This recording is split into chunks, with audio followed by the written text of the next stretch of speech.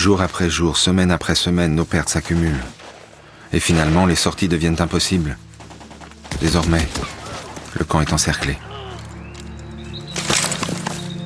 La première opération qui nous a montré que déjà une partie du corps de bataille viet arrivait sur Dien Bien Phu, c'était au mois de décembre.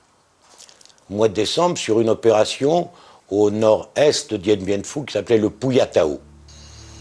Ensuite, au mois de janvier, en particulier une opération avec mon bataillon qui s'est déroulée au sud, nous avions eu 63 tués et blessés. Au mois de janvier, au sud de la cuvette.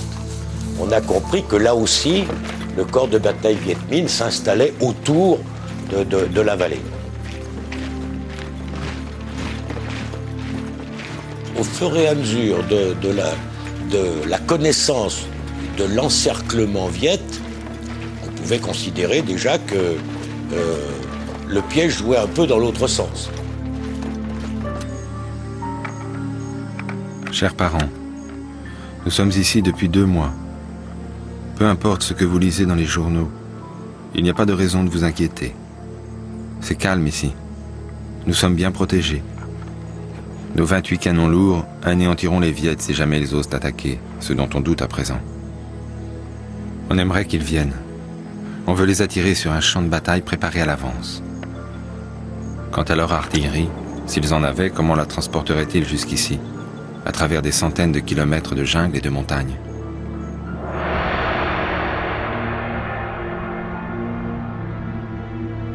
On a oublié complètement que les Russes étaient derrière, que les communistes chinois étaient arrivés au pouvoir, qui soutenaient, etc., etc. On a tout oublié. Vous savez, moi j'étais là le 30 janvier au soir, quand on nous a annoncé vers 6 heures du soir, ils vont attaquer cette nuit. Mais vous n'imaginez pas la joie que ça a été.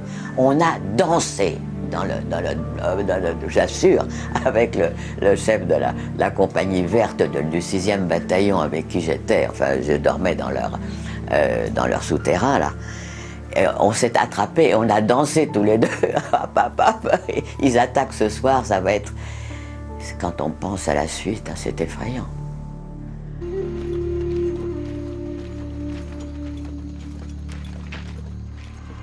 On ne pensait pas qu'au départ, Giap déciderait de mettre toutes ses forces. Il y a eu à un moment 5 divisions. Les 5 divisions Viet Minh étaient présentes à Dien Bien Phu. La surprise, ça a été et les camions russes Molotova, il y en avait quand même beaucoup, et on ne pensait pas qu'ils amèneraient et leurs munitions, et leurs vivres, et les renforts de troupes. Ils ont raclé vraiment tous les jeunes qu'ils ont pu trouver à droite à gauche pour alimenter leur bataille.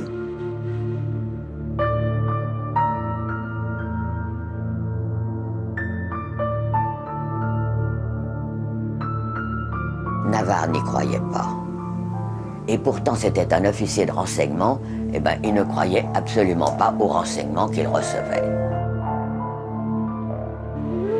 C'est une conjonction de faits et l'imbécilité, l'entêtement criminel, finalement criminel, de Navarre.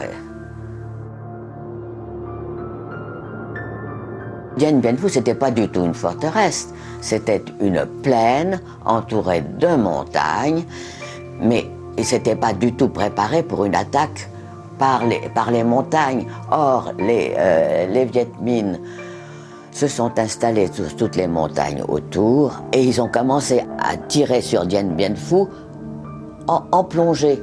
Or, je me souviens, ce pauvre colonel qui commandait l'artillerie à Dien Bien Phu, le colonel Pirotte, quand je lui avais dit, mais mon cher colonel, si les Viet nous tirent dessus pour le colonel, on ne tire pas en tir plongeant comme ça. Il m'avait dit, si j'étais votre père, je vous donnerais une fessée.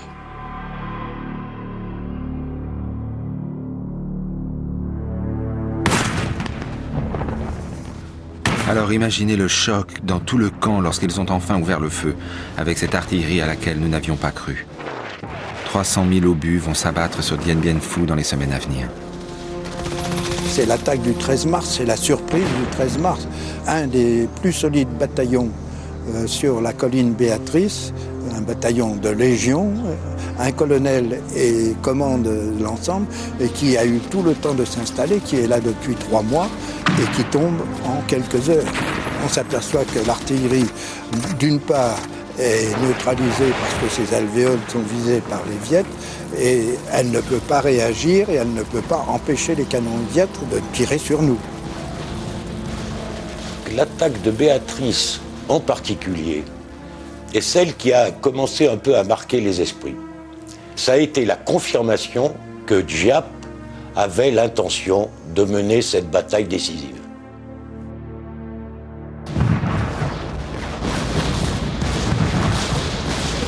Dès que Béatrice et Gabriel étaient tombés, ça voulait dire que c'était foutu, quoi. C'était foutu parce que... Et puis le moral, tous ces morts, tous ces blessés, non, c'était déjà foutu à ce moment-là. Nos points d'appui tombent, sont repris, puis tombent à nouveau. On contre-attaque. On inflige des pertes lourdes à l'ennemi. Giap perd trop d'hommes dans ses assauts frontaux. Il va sans doute revoir son plan. Nous verrons bien.